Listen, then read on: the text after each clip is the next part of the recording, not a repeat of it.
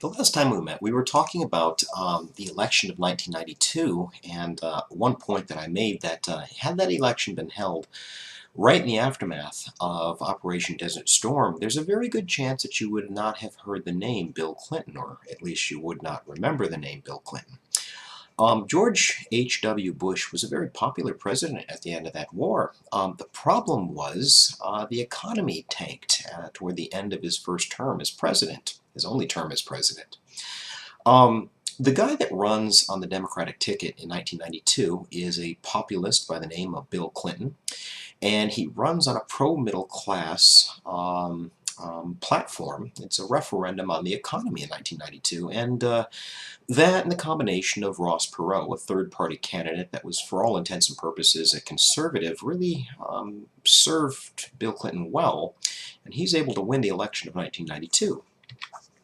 As I mentioned before, Clinton's successful campaign in 1992 really was an examination of the American economy, the early 1990s. And as we found out the last time, a lot of the problems that really were developing in the 1980s, they might not have been felt, but they certainly were, were going to come home to roost at some point in time. Well, that time was 1992, and we're talking about a relatively painful economic downturn.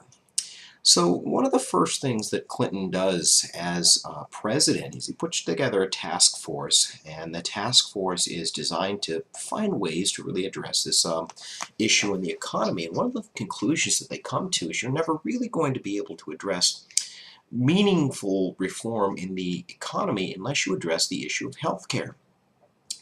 Now, we've been talking for a while in this class about measures that various presidents, that various Congresses have made when it comes to bringing about something that you could call adequate health care coverage for all Americans, not just those people that can either afford it or procure it in the most easiest of means. In any case, it's Clinton that appoints his wife, the First Lady, Hillary Rodham Clinton, to lead this project when it comes to finding ways to put health care as a realistic option for millions of Americans. The program that Hillary ultimately designs, or at least suggests that this is going to be a blueprint for, is something that we would call universal health care coverage. Okay? And the way that this is going to work out is the employer is going to more or less foot the bill for most people's insurance. So as you might imagine, this is not really going to be all that popular in the minds of corporate America.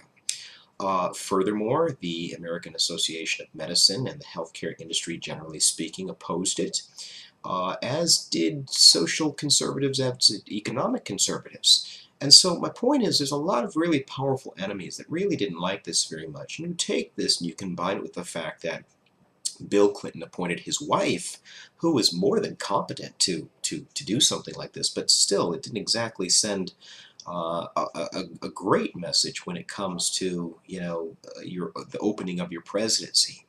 Long story short, this was opposed by a lot of powerful enemies, and ultimately those enemies are going to triumph, and they're going to be successful in staving off what you would call universal health care coverage, which results in 40 million Americans that are uninsured. So this is going to be a crisis that's essentially going to get kicked down the road to another president. It's not going to be until a couple presidents down the road that we begin to have, once again, a serious conversation about health care in this country.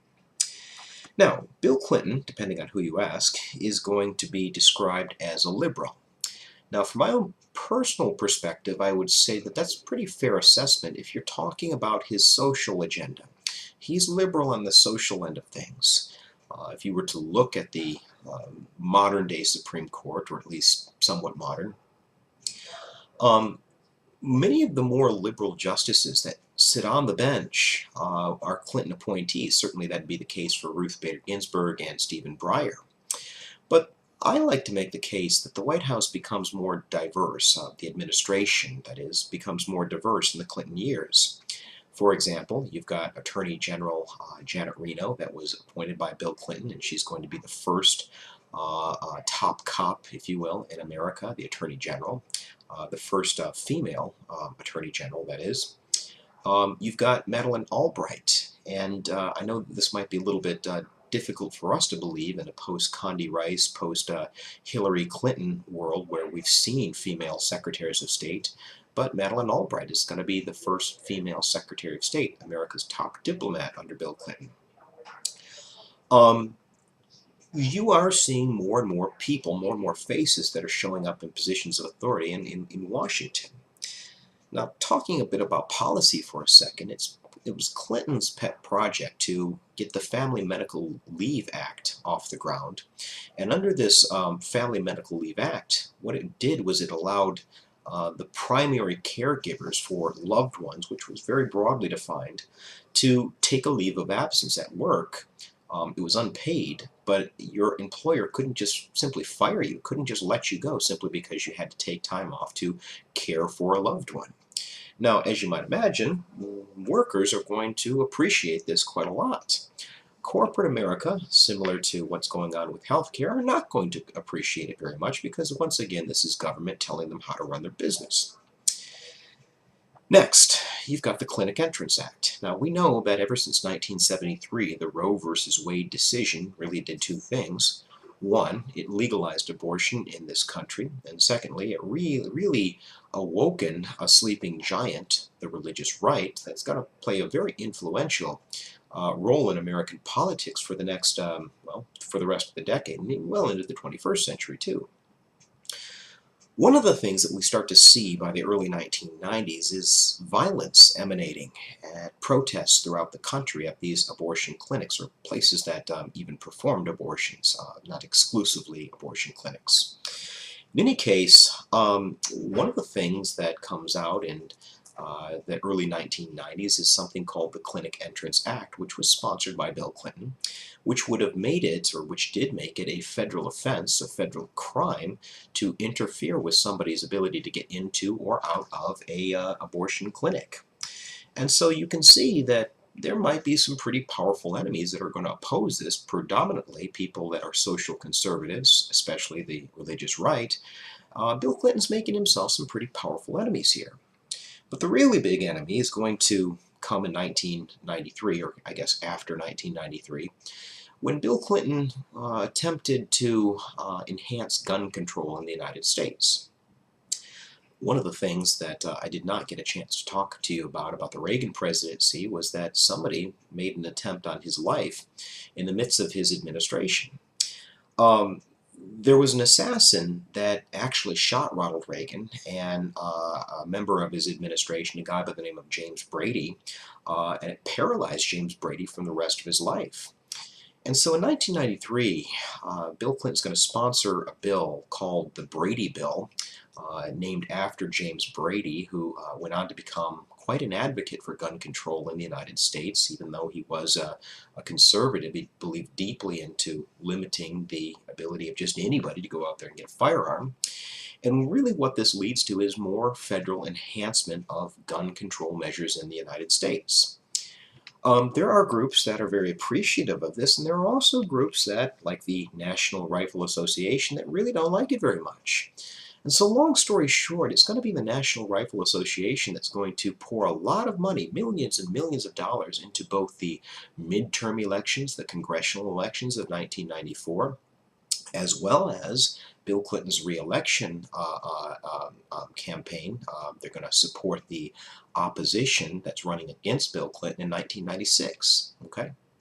Now, switching gears here, talking about his economic policies, whereas he was a liberal on social issues, he was very much a conservative, or maybe I guess what you could call a centrist, a moderate when it comes to financial issues. Case in point would be the North American Free Trade Agreement, NAFTA. Many of you may have heard of this before. NAFTA was essentially a byproduct of Europe's decision to emerge into what we now call the European Union. If you think about Europe and European history from an economic perspective, you've got dozens of different kinds of currency. You've got the lira, the Deutschmark, the pound, the franc, the ruble, right? Very confusing. You've got all these borders over there. You've got all these different economic policies. Well, what Europe ultimately said in the late 80s, early 90s was enough is enough. Let's get on one currency. Let's have kind of, in some cases, an open door policy in terms of shipping goods from one country to another. That's going to make us more competitive in the global economy. Well, America's answer to the European Union was NAFTA in 1993. And generally speaking, what I want you to know about NAFTA is that this is a free trade agreement between Canada, the United States, and Mexico, North America. Okay? Now, what that means is you can make Chevy Silverados in Mexico where you're paying much, much less for labor. You don't have the same kind of environmental standards there that you do in the United States or Canada. And you can ship those products, in this case Chevy pickups, to the United States and sell them to American consumers at the same prices that you've always sold them. From a corporate standpoint, this makes an awful lot of sense. It's going to drive down the overhead cost of production. From a consumer's perspective, this is going to make an awful lot of sense. Anytime you can get something for cheaper, if you can make it in Mexico for cheaper than what you could make it in Toledo or Detroit, then it makes sense because prices are going to come down. The downside is the unintended consequences. And one of the people that was very critical of NAFTA, and kind of an unlikely source, was Ross Perot, a Texas billionaire that said if you pass NAFTA, what you're going to hear is a giant sucking sound coming from Mexico. And what he meant was American jobs are going to be drawn into Mexico because it's simply cheaper to produce down there. So we're going to see massive amounts of job flight. And one of the things that's going to be a byproduct of NAFTA is continuation of outsourcing and deindustrialization. It's going to become more and more complicated to figure out how we provide jobs for more and more middle-class Americans once those industrial jobs begin going away. Okay. Now, we are really talking about the internationalization of the workforce. Sunbeam, General Motors, RCA, they were once upon a time good old American corporations. American companies, but right now they not only sell their goods on an international marketplace, but they have people that work for them internationally. I mean, if you've ever called tech support, whether that be for your phone or your computer, or whatever it is that you're talking about, there's a good chance that you hear somebody on the other end of that line that speaks with a foreign accent. A lot of companies have decided that it makes more sense for them to outsource things like technical support. Okay? Well, by the early 1990s, there was quite a few groups that were beginning to oppose outsourcing the internationalization of workforces for a lot of different reasons. One of which, of course, it threatens jobs. So you have a lot of labor unions and working class activists that don't like this very much because that's going to make making a living all that much more difficult. But you also have environmental groups that really begin to oppose the internationalization of the world economy.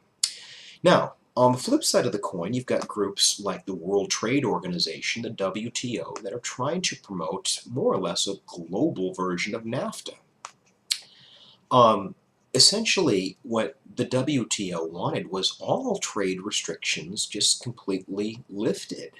A world economy where you're not going to have tariffs or other sorts of things that make it difficult for countries to do business and trade. They pointed to some of the same advantages that people that wanted NAFTA and the European Union enacted in the first place were pointing to.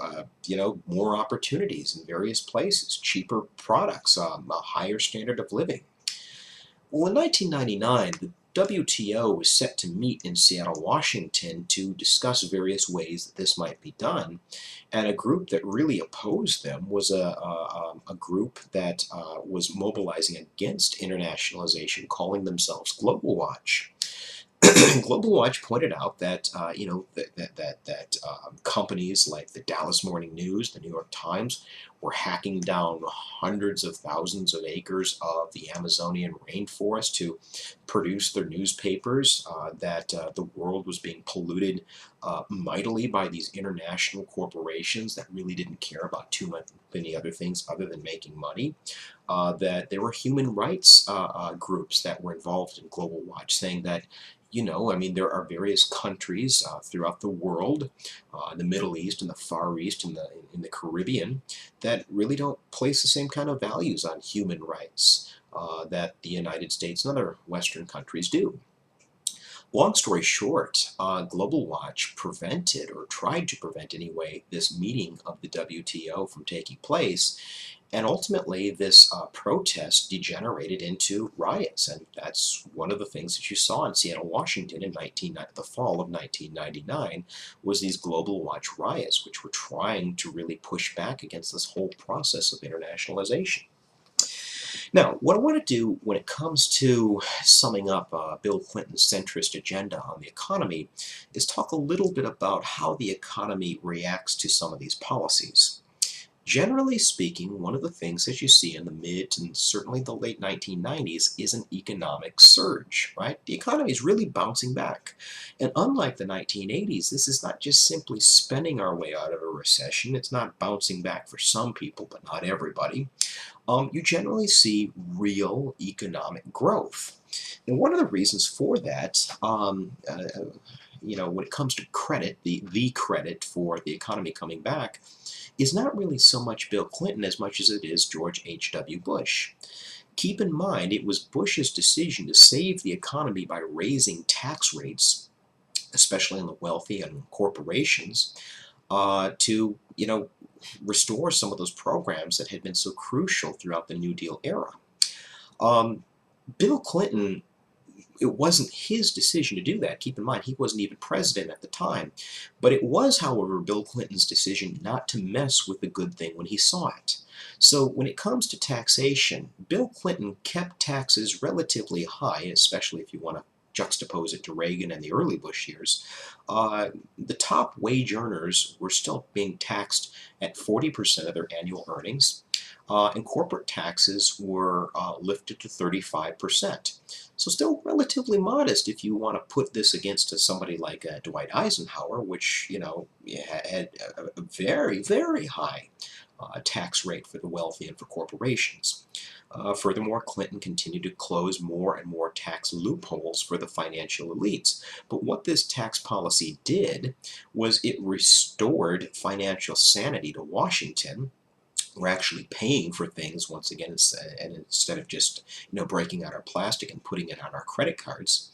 And with that restored sanity, you begin to see economic growth throughout the rest of the 1990s. Part of the reason for this is we begin to drive down our deficits. We're beginning to balance the budget. And as the 1990s wind to a close, we're not only balancing our budgets, meaning we're bringing in enough money to pay for the things that we have to buy, roads and schools and things of that sort, we're actually beginning to amass what economists call a surplus. And by the time that Bill Clinton leaves office, there's going to be a very significant budget surplus. We're actually bringing in more money through taxes and other revenue sources. We're bringing in more money than we have for bills. And just like you, when you have a surplus, that means that you get to invest in other things that are not exactly essentials and raise your standard of living. Okay? So anyway, this is what I need you to understand about the Bill Clinton years when it comes to the economy. Now, speaking of the opposition, the Republicans, it's not as if they're just not around and not significant. 1994 was a midterm election year, and the Republicans are very successful. Part of the reason that they're so successful is a document that I asked you to read entitled The Contract with America. Now, for your notes, what the Contract with America is a promise between the Republican Party. It was written primarily by Texas Representative Dick Armey and especially Newt Gingrich, conservative Republican who at the time was serving as the Speaker of the House of Representatives. And basically what this Contract with America said was it was a promise between the Republican Party and the American people to restore faith in their government, restore accountability in their government. And so to that end, what they promised was to continue to be tough on crime, to continue to, find ways to lower taxes. And part of the way that they were going to do that was to get some financial sense back into some of what they called entitlement programs, welfare and assistance to various social programs that were designed to provide safety nets. I mean, they said that's one thing, and that's all fine and well, but the simple fact of the matter is there is corruption and there is government waste there, and that needs some accountability. So if you elect us in 1994 and then again in 1996, then we promise that we will restore that levels of accountability, which they claimed through the contract with America had been running, rampant with unaccountability up until that point. Okay. Anyway, it's a wild success, and in 1994, the Republicans retake Congress, and a lot of people are saying that Bill Clinton's days as president are numbered. I mean, just look at what the Republicans were able to do in these midterm elections. A lot of people said when re-election rolls around for Bill Clinton in 1996, it's all over. Um, in 1996, the Republicans nominated a conservative from Kansas, a guy by the name of Bob Dole, who was a fine enough politician. It's just that there wasn't really a lot to love about Bob Dole. He really didn't excite the Republican base. I mean, if you were generally a Republican voter, of course you were going to go out and vote for him. But there was nothing that was really going to bring new people into the Republican Party, get them excited, get them out there, and rally them to defeat Bill Clinton in 1996. So my point is, Bob Dole really isn't much of a match for Bill Clinton, and Clinton survives re-election in 1996. So if you can't vote him out of office, the only thing that you are left with, if you really want this guy gone, is impeachment. The problem is you can't just impeach somebody simply because you don't like them or their policies. They have to do something like what Andrew Johnson had done in 1867. They need to violate a law. I'm sorry, 1868, the violation of the Tenure of Office Act. Anyway, one of the things that had, not just in the 90s, but historically had gotten Bill Clinton into hot water was sexual promiscuity. Okay, without getting into too much detail, infidelity and womanizing and sexual affairs, they weren't really anything new to Clinton's personal track record. He had been sued for sexual harassment during his time as president. And he pretty much came out and said, not only did I not have any sort of sexual relations with that woman, I never had sexual relations with Monica Lewinsky either. Now, of course, I'm paraphrasing, but anyway, you would have to be absolutely numb, even if you worked in a 10-mile radius of Washington, to believe that Bill Clinton hadn't had a thing going with Monica Lewinsky. Now, who was Lewinsky? She was a White House intern, and she had worked relatively close with Bill Clinton, and like I said before, everybody, even remotely close to the Clinton presidency, knew that there was something going on between the two of them. And so when Clinton went ahead and said, I didn't have sexual relations with her, it's at that point that the Clinton haters, so to speak, realized they've got him. He was on the witness stand. He had promised to tell the truth and nothing but the truth. And that, when you lie under oath, what you call that from a legal perspective is perjury. He had perjured himself, which is an impeachable offense. Now, most Americans, when they heard the terminology impeachable offense, they assumed things, like violation of the Tenure of Office Act, Andrew Johnson. They assumed things like lying to the American people about exactly what's going on in Vietnam, and then trying to cover it up, the Watergate scandal and Richard Nixon. They considered, speaking from the perspective of somebody that lived through the time, they considered that what Bill Clinton was doing was morally reprehensible. It was certainly not good, but perhaps not worthy of the millions and millions of dollars that we were going to have to spend to go through the process of impeachment. Still, the House of Representatives, largely dominated by the Republicans, introduced articles of impeachment, which means that he's going to go on trial for the life of his presidency in the Senate. Now, in the Senate, Bill Clinton survives being removed from office, very similar to Andrew Johnson, only Bill Clinton was acquitted by a wide margin, unlike Johnson, who managed to get saved by one vote. In any case, what they did for the rest of his presidency by impeaching him was really two things. One, they really stripped him of any kind of credibility, and much like Franklin Roosevelt in the aftermath of the court-packing crisis of 1937, they're really going to make him lame when it comes to really getting reform hammered through. The second thing that Clinton, and I would also argue the Democratic Party generally speaking, was unable to do because Clinton was on trial for the life of his presidency, he's really unable to fashion a Democratic alternative to a Republican agenda.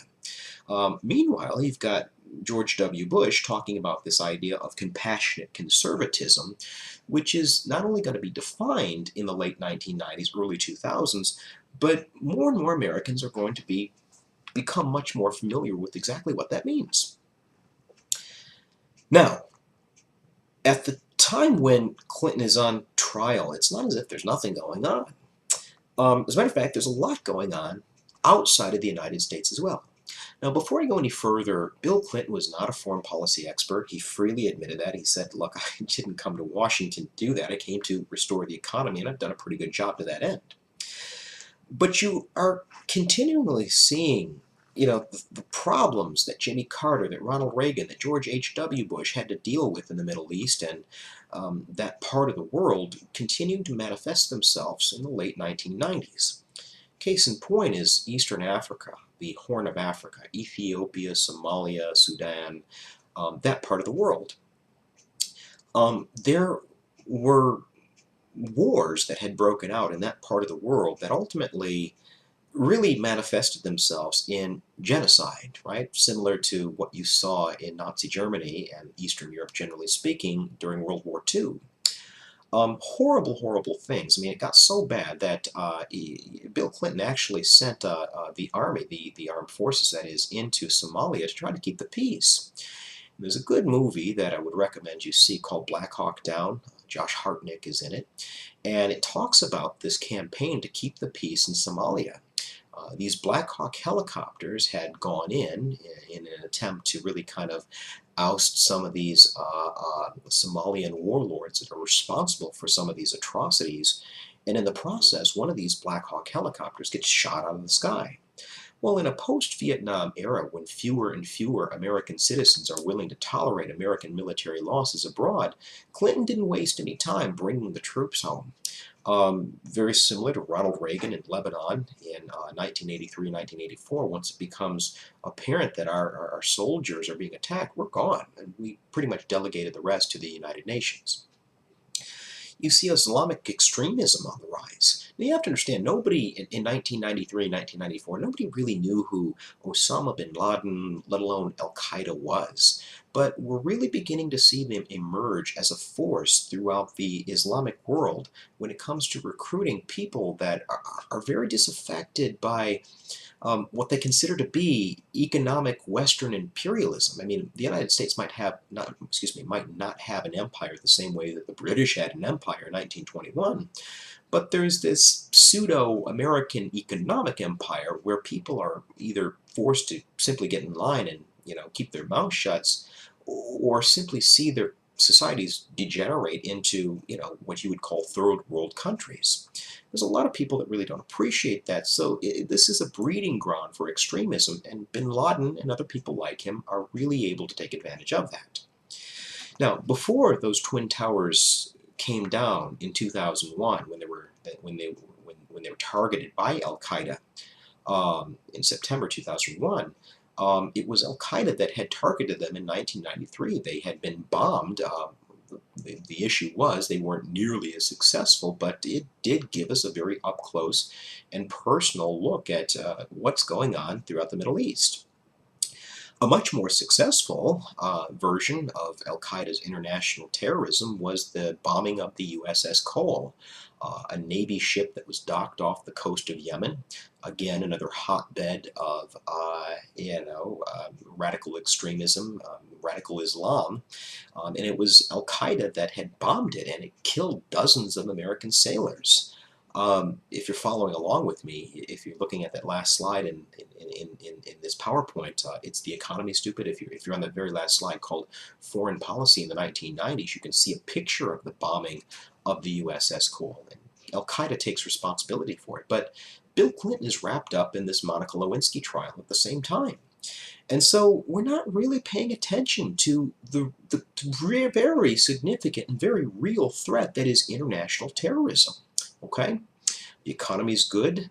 We don't really see a tangible threat. I mean, Osama bin Laden says death to America every year, but again, he says that every year, so nobody really took him serious. One last example before I let you go. Um, in the middle of this Lewinsky trial, there was breaking news that the U.S. Navy had launched Tomahawk missiles into, I guess it was an aspirin factory in Eastern Africa, and they were targeting this guy's Osama bin Laden. And nobody at the time really knew who bin Laden was. He was not the household name that we know him as today, or knew him as today. But in any case, Jon Stewart in The Daily Show, which was a brand new show at the time, Jon Stewart was making fun of this, and he called it Operation Shield Me from Impeachment. In other words, what this was, according to people like Stewart, was an attempt to distract the American public from the Lewinsky scandal and get their attention focused on something like, the U.S. military or some of our foreign policies. As it turned out, this was very real. That this threat that bin Laden and Al-Qaeda posed was not only very real, but we're actively trying to do something about it. But we don't hear this because most Americans are wrapped up in both the good economy and the Lewinsky trial.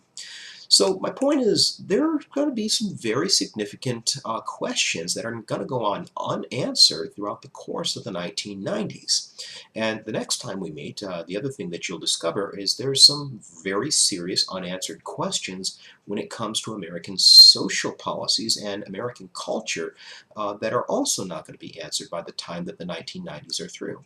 So just like the 1980s, the 1990s are very important and a very understudied time period when it comes to understanding the world in which we live today in the 21st century.